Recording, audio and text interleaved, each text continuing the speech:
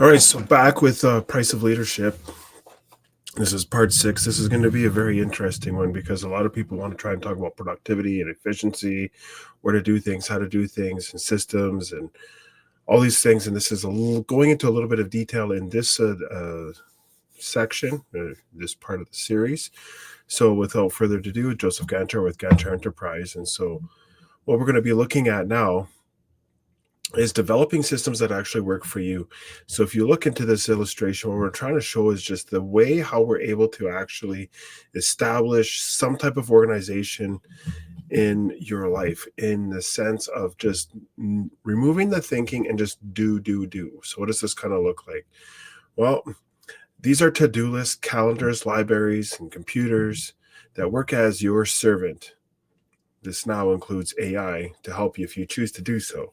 So what does this mean? It basically comes down to, if you're in a position where you're like, okay, well, I need to share a calendar, or I need to do something in order to make sure that I'm more productive and effective, but I also need kind of a safeguard, or maybe accountability on someone else's end, to not necessarily like hold me to a strict, regimented task,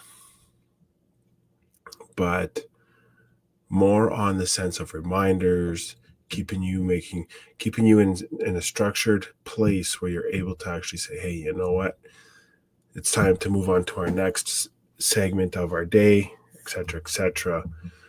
So if you have a calendar, create a Google email account with an assistant or someone that is actually in touch with you on a regular basis, so that you're able to like feed off of them. So ideally, this is a counterpart, or just someone that that you can actually rely on, and they can rely on you, when you're both able to collaboratively work together and then push in a forward direction. So that's what this is kind of about in here.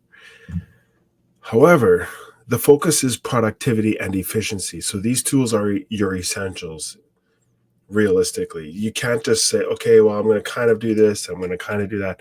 No, you want to make sure that this is actually in a like cadence, something consistent, and it's just able to just follow through. Boom, boom, boom, kind of like your heart. So if something comes up erratic and all of a sudden you're in complete distress, in like, okay, what do I do, how do I do this, what's going on, my life's apart. Well, because you have certain things that are in your life, do, right?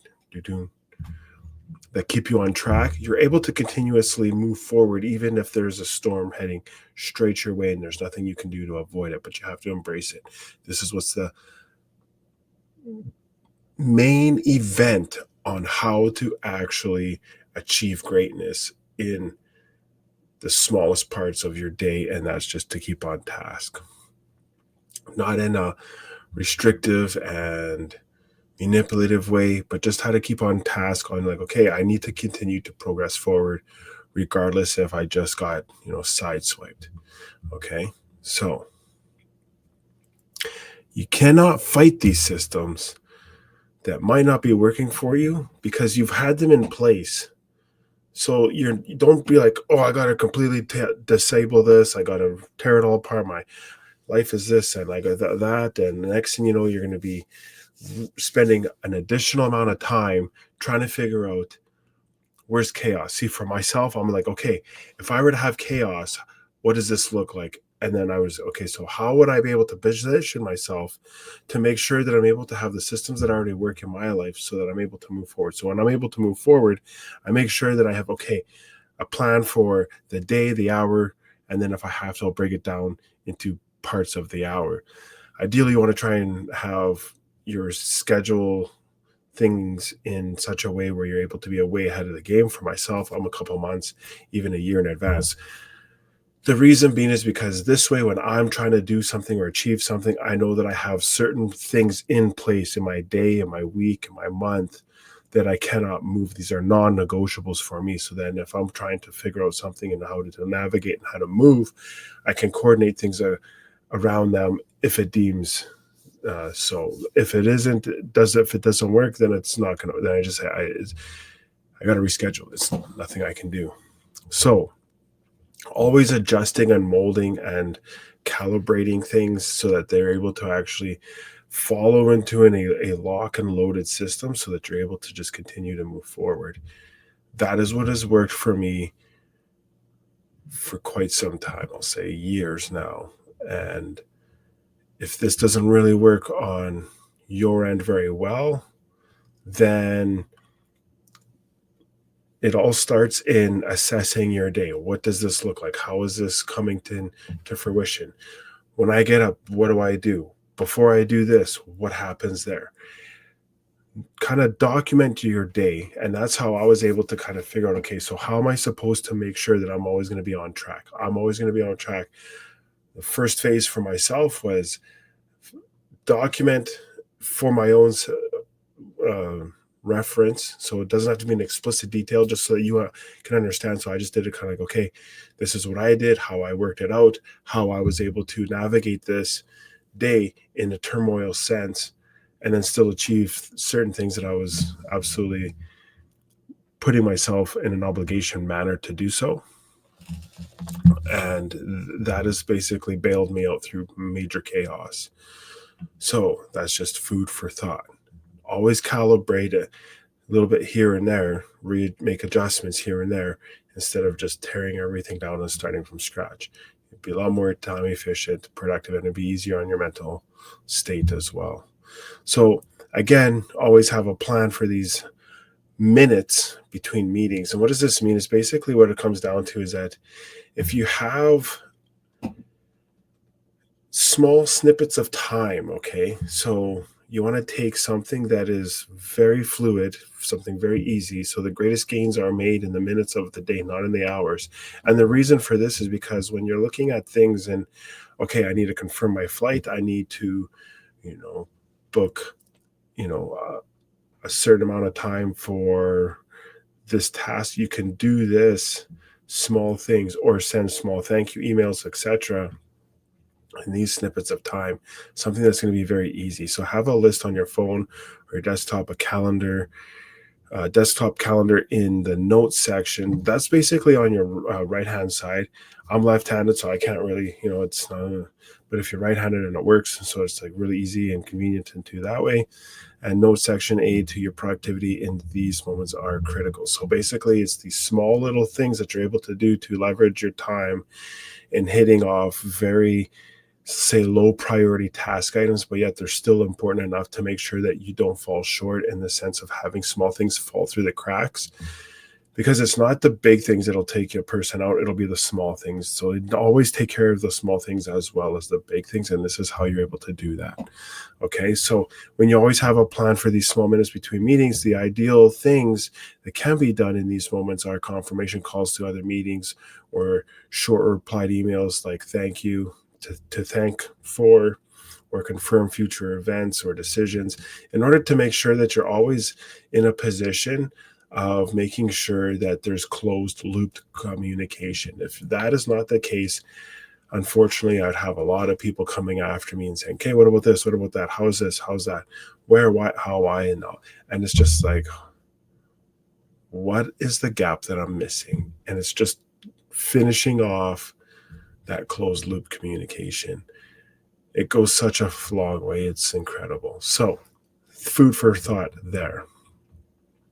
Essentially anything that only needs a moment to aid others in moving forward. So this could be even just confirming if you're in a position where you're the person for authorization, you can hit a few of these task items then, and then move forward that way. And then you're in a position where you're able to be ahead of the game consistently on approvals, instead of waiting potentially on critical hours. And then next thing you're like, well, how come this didn't get done? And then, well, if I would have leveraged this small snippet of time over here just to review these 3 or 4 things for approvals, then we would have been a lot further ahead instead of having a potential day or even a week down. Because if you're right there before your head on a vacation, or you're going to be away on meetings, or you're flying somewhere, and the team needed that authorization. It's very unfortunate series of events that could follow that as well. So remember to focus on results, not necessarily the activity. So what does this mean exactly? So I was like, okay, so you're looking at doing the right things that are solely only in importance. And what does this mean exactly? So when you're in the gym, for an example, like this individual, he's actually just concentrating on the task at things, right? And he's like, hey, if do I have to do everything perfect and right?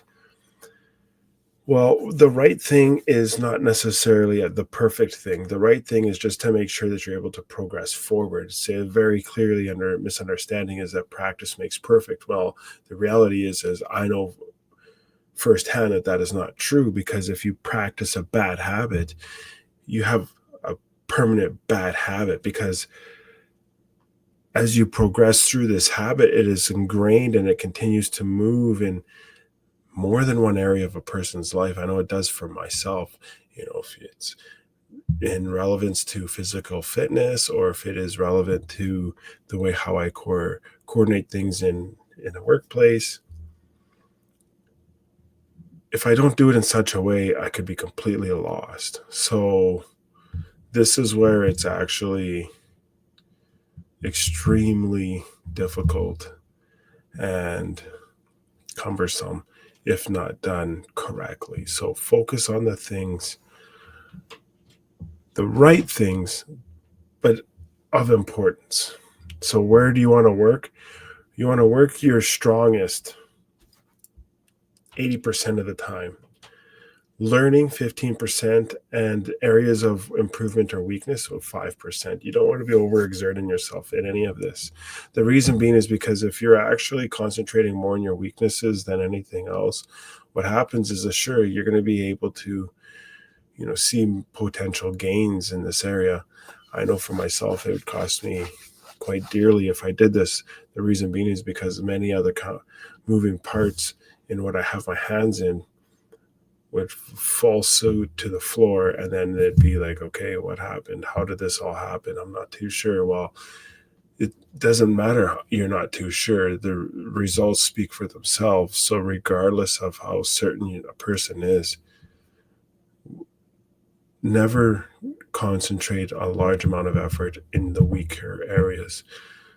Optimize the strengths and your strong points, and then tap into your learnings and understandings and your medium 15%. Then you're going to be in great shape. The reason being is because when you're able to do this, then you're able to see things actually fluidly go through these weird dips of, okay, we have chaos, turmoil, I don't know what to do, but I just remembered when I was reading such and such a book or learning something of other nature, that learning moment of that 15% elevated you to hit that 80% efficiency. So then you're able to move forward. Okay, so this is a shorter one because it's kind of capping off into one of our critical cornerstone uh, parts next week. So without further ado, we got next week The Price of Leadership, Part 7. We're going to be back at 8 p.m. Pacific, 11 p.m. Eastern. Until next time, work hard and stay humble.